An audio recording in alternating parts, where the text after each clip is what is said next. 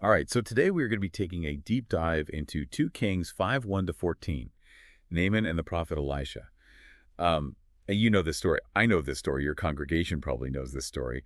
But today we are looking for those less obvious angles, those aha moments that are really going to make your next sermon or Bible study on this passage sing, Yeah, it's like going beyond the Sunday school lesson, right? right? We're assuming you've got the basics down already, and we're looking for the nuggets that even a seasoned pastor might miss. Exactly. Yeah. So to help us unearth those nuggets, we've got a stack of sermons here from churches across the country, each tackling 2 Kings 5:1 to 14 in really unique ways. So first, we've got Waynesville Community Church. Mhm. They kind of go for that classic interpretation of leprosy as a symbol of sin. Right. But here's where it gets interesting. They don't just stop at the individual level. They zoom out to the bigger picture of God's grace. They point out that Naaman, this powerful Aramean general, represents someone completely outside the covenant. I mean, he's the enemy, and yet God's healing power extends even to him. It's like they're reminding us we can't put limits on God's grace. Yeah. We tend to box it in thinking it only applies to certain people or certain situations. But this story throws those boxes right out the window. Yeah, and it really challenges us as pastors and Bible study leaders. Are we presenting a God whose grace is expansive, or are we even unintentionally limiting it? That's a powerful question. Oh. Okay, next up, we have Calvary Worship Center. Now, they take a completely different approach. They use Naaman's journey to highlight how God works in mysterious ways. Hmm. And get this, they illustrate this with a real-life story of a Nigerian ambassador. Yeah, they talked about how this ambassador had a really humble upbringing, but through a series of seemingly random events, he ends up rising to a position of incredible influence. And they connect that directly to Naaman, how his capture of the Israelite girl, his pride, his frustration with Elisha, all these seemingly unconnected things were actually orchestrated by God to bring about both healing and faith. So it's not just God works mysteriously, and we leave it at that.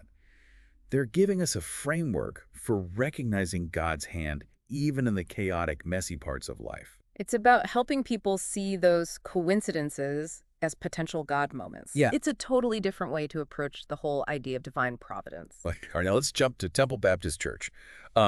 Their sermon tackles a theme that I think every pastor struggles with at some point, entitlement. And they use Naaman's initial resistance to Elisha's instructions, that whole wash 7 times in the Jordan thing as a prime example. They argue that Naaman's pride and his sense of deserving special treatment, what they call pocket entitlement, was actually hindering him from receiving God's healing. Oh, they told that hilarious story about pocket entitlement at the airport, right? Yes. That feeling when you think you should get to skip the security line or board the plane first, even though there's absolutely no reason for it. And they brilliantly connect that to Naaman expecting Elisha to come out and perform some grand healing ritual. It's such a relatable way to illustrate that human tendency to think we deserve special treatment and how that can actually block us from experiencing God's blessings. Right, it makes you think. How often do we or congregations miss out on God's best because we're too focused on what we think we deserve? That's a sermon illustration that will stick with people, Mm-hmm. for sure. Okay, so we've got God's grace extending beyond boundaries, Mm-hmm. God working in unexpected ways, and the dangers of entitlement. What else have we got? Well, First Baptist Church, Peachtree City, tackles a really interesting question. What does healing really mean? Yeah, they go deep on that whole concept of Jehovah Rapha, God our healer. Exactly. And they argue that we often limit healing to just the physical realm, but they bring in the theologian Karl Barth, who said that every human heart longs for a deeper kind of healing. Emotional, spiritual, relational. And they challenge pastors to consider how we're addressing that deeper need in our ministries. That's a powerful challenge, especially in today's world where people are hurting in so many different ways. It's about recognizing that true healing, the kind that only God can provide, touches every aspect of a person's life. All right, now the last church in our stack is Calvary Baptist Church of Live Oak. They take a more traditional approach, focusing on the typology of leprosy and connecting Naaman's healing to the concept of salvation through faith. They draw a parallel between Naaman obeying Elisha's seemingly strange instructions to wash in the Jordan River and us accepting Christ's sacrifice, even though it might not make logical sense at first. So they're bringing in that classic theme of obedience, even when it doesn't make sense to us. Right. And they use Leviticus 13, which talks about the laws concerning leprosy, to really drive home the idea of sin as something that isolates and separates us from God. They say that just like leprosy had all these rituals for cleansing, we need spiritual cleansing through Christ. So 5 churches, 5 very different approaches to the same passage. But now that we've heard them all, are there any common threads or recurring themes that stand out? Absolutely, and this is where it gets interesting for you. Because these themes are the golden nuggets that can help you craft a truly unique and impactful message for your own congregation. One of the biggest themes we see popping up again and again is humility. I mean, Naaman had to swallow his pride just to be there, seeking help from a nation he had conquered. Then he has to listen to this young servant girl and ultimately submit to Elisha's instructions, which honestly seemed kind of ridiculous at first. Right, like, dude, you're a powerful general, and you're going to dip yourself in a muddy river 7 times. Seriously. Exactly. And Temple Baptist Church really hit on this when they talked about pocket entitlement. They said it's that sneaky feeling that we deserve special treatment, that the rules don't apply to us. And honestly, I think that resonates with a lot of people today. Yeah. Yeah. It's like we've all got a little bit of Naaman in us, right? Totally. And that's why this story is so powerful. It shows us that true healing, whether it's physical, emotional, or spiritual, starts with humility. It's about recognizing that we don't have it all figured out, that we need God's grace, and that sometimes we need to let go of our pride and just obey even when it doesn't make sense. Okay, so humility is huge. What else? Well, several of the sermons highlighted the theme of obedience. Naaman's healing wasn't about the water itself. It was about his willingness to follow Elisha's commands, even when those commands seemed illogical or beneath his status. That's so true, and it reminds me of that verse in Proverbs. Trust in the Lord with all your heart and lean not on your own understanding. Yes. It's about surrendering our need to control everything, to understand everything. It's about saying, okay, God, I trust you even if I don't get it. And I think that's a really tough message for a lot of people, Mm-hmm. especially in today's world where we're bombarded with information and we feel like we need to have an answer for everything. Right. It's almost countercultural to say, I don't know, but I trust God. All right, so we've got humility and obedience. Any other big themes? Well, there's one more that I think is really important, and that's the idea of God working through the unexpected. I mean, think about it. The whole story starts with a captive Israelite girl giving advice to her captor. That's not exactly how you'd expect a miracle to unfold. Right, it's like God loves to flip the script, you know. And it's not just the girl, it's Elisha sending a messenger instead of coming out to greet Naaman personally. It's the healing happening in this ordinary muddy river instead of some grand spectacle. It's also unexpected. And Calvary Worship Center did a great job of driving this point home with that story about John Landy, the Australian runner who stopped mid-race to help a fallen competitor. Oh, yeah, that was a great illustration. Here's this guy. He's got a chance to win a major race, and he sacrifices it to help someone else. And that's exactly the kind of unexpected countercultural behavior that we see in the story of Naaman. It's a powerful reminder that God often works through ordinary people doing ordinary things, but with extraordinary love and compassion. Okay, so we've got these 3 big themes: humility, obedience, and God working through the unexpected. Now, here's where it gets really interesting for our listeners. Those pastors and Bible study leaders who are looking for fresh insights to bring to their congregations. We noticed that several of these sermons use some pretty unexpected cross-references.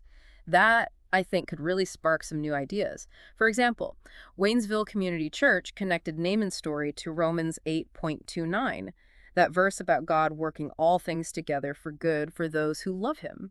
Now, we usually hear that verse in the context of personal struggles, right? Right. But they applied it to Naaman's journey, saying that even his leprosy, this horrible disease, was ultimately part of God's plan to bring him to faith and healing. It's a really powerful way to reframe suffering, to help people see that even the most difficult experiences can be used by God for our ultimate good. And it ties in beautifully with that theme of God working in unexpected ways. Absolutely. Okay, what other cross-references did we find? Well, Calvary Worship Center used Philippians 2:3, the verse about valuing others above ourselves, and they connected it to the servant girl, pointing out that if Naaman hadn't humbled himself to listen to her advice, he would have missed out on God's healing. So they're emphasizing the importance of listening to and valuing everyone, regardless of their social status or background, which is a pretty radical message, especially in the ancient world where social hierarchies were so rigid. And it's still a relevant message today, right? I mean, how often do we dismiss people's ideas or perspectives because of their position or their lack of experience? Yeah, that's a great point.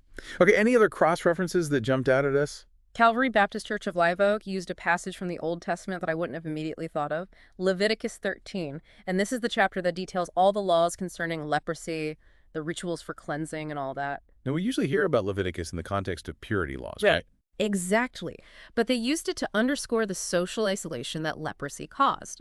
Remember, people with leprosy were considered unclean and had to live apart from the community. Right. And they connected that to the way sin separates us from God. It's a powerful analogy that goes beyond just the physical aspects of leprosy. It gets to the heart of that human need for connection, for belonging, and how sin can create these barriers between us and God and between us and each other. Okay, so we've got these unexpected cross-references, Romans 8.29, Philippians 2.3, and Leviticus 13, and they all tie in with the bigger themes of humility, obedience, and God working in unexpected ways.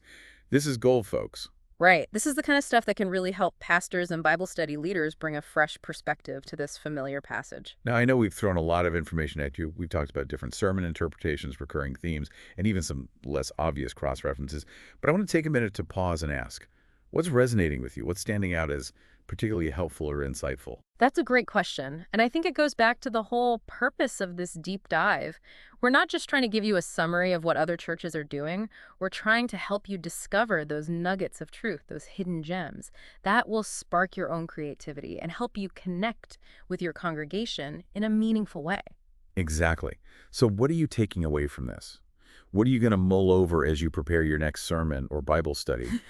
As we're talking about all of this, I keep coming back to that image of Naaman dipping himself in the Jordan River.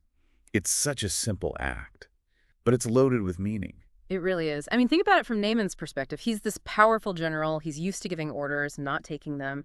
And here he is being told to do something that seems completely ridiculous. And not just ridiculous, but humbling. Dipping yourself in a muddy river 7 times. Yeah. It's like the ultimate ego check. Exactly. And I think that's what makes this story so relevant for us today. Even as pastors and Bible study leaders, we can get so caught up in our own importance and our own knowledge that we forget the simple truth at the heart of the gospel, that it's all about surrender. It's about letting go of our pride and our need to control everything and just saying, okay, God, I trust you. I'm going to do things your way, even if it doesn't make sense to me. And you know what's interesting is that Naaman's healing didn't happen instantly. It took 7 dips in the river. I think there's a lesson in there for us, too. Sometimes the process of healing, of spiritual growth, it takes time. It takes repeated acts of obedience, repeated acts of surrender. It's like that old saying, God isn't in a hurry, but he's always on time. Exactly. And I think that's an encouraging message for our congregations. We live in a world that's obsessed with instant gratification. But spiritual transformation is a journey, not a destination. So as we wrap up this deep dive into 2 Kings 5:1-14, I want to leave you with this thought. If even Naaman, with all his power and pride, needed this radical act of humility to experience healing, what does that say for us? What are those Jordan River moments in our own lives? What are those things that God is asking us to do that may be seen illogical or beneath us, but that are actually keys to unlocking his blessings in our lives?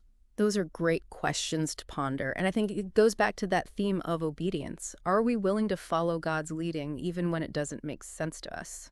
Even when it challenges our pride? Because ultimately it's in those moments of surrender, those moments of washing in the Jordan, that we truly experience God's transforming power. Well said.